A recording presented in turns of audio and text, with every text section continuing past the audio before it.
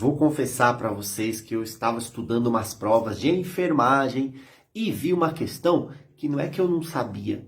Eu simplesmente nunca tinha ouvido falar, prezadinho. E pasme, era questão sobre diabetes. Eu nunca tinha ouvido falar, mas fui lá, estudei, pesquisei para trazer para você aqui na sacada da enfermagem. Olá, prezados. Pedro Omar, enfermeiro, e eu posto conteúdos para ajudar você a arrumar um emprego dentro da enfermagem. Esse é meu objetivo. Inclusive, eu estudo várias provas, não é? Para ver o que mais cai aí, eu procuro trazer aqui para vocês.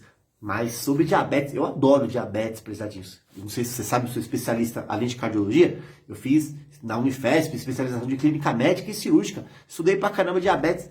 Nunca tinha ouvido falar de diabetes tipo 1,5. Você já ouviu falar? Diabetes 1,5?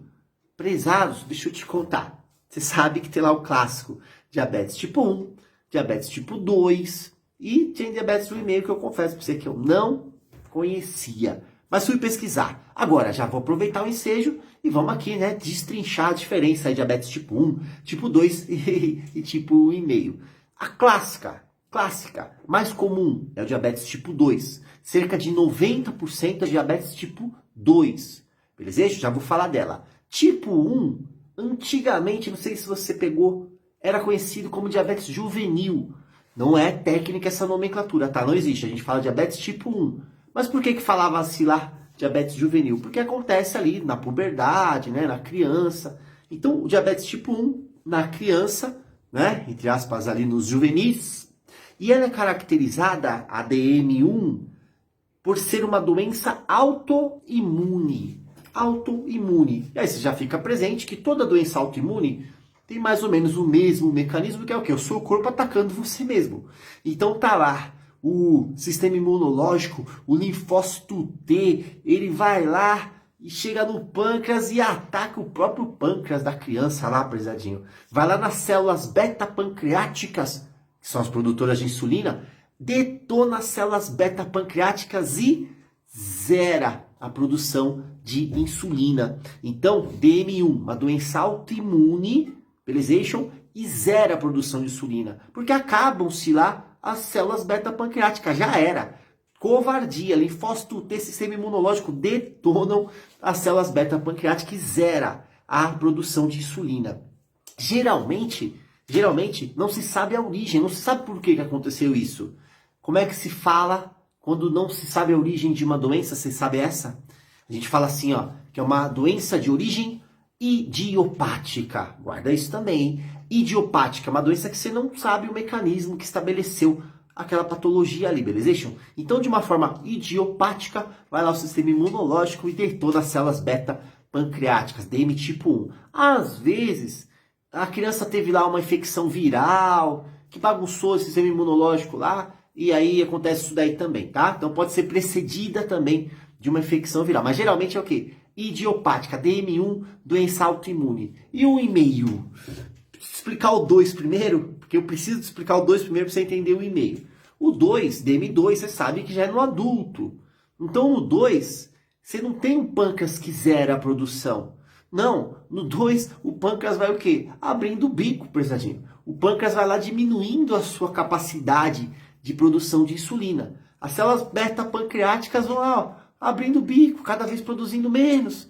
E menos também o cara tá lá. Obesidade, sobrepeso, sedentarismo. O cara, né, não faz uma atividadezinha física para ajudar. Então, alimentação. Você tem vários fatores que vão levar a esse pâncreas e o quê? Ir abrindo o bico. Um dos fatores importantíssimos para desenvolver DM2 é o fator hereditário. O fator hereditário e o fator genético. Ó, são coisas diferentes. Fator hereditário e fator genético.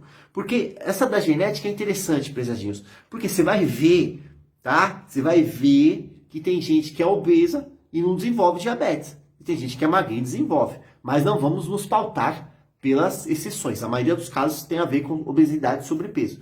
Mas fica presente que o fator genético e hereditário são fatores importantíssimos. Então o DM2, não é? Já no adulto, não é? 40, 45, 50 anos, que hoje cada vez mais cedo, mas o pâncreas vai abrindo o bico e diminuindo a produção de insulina. Não é uma doença autoimune, não zera.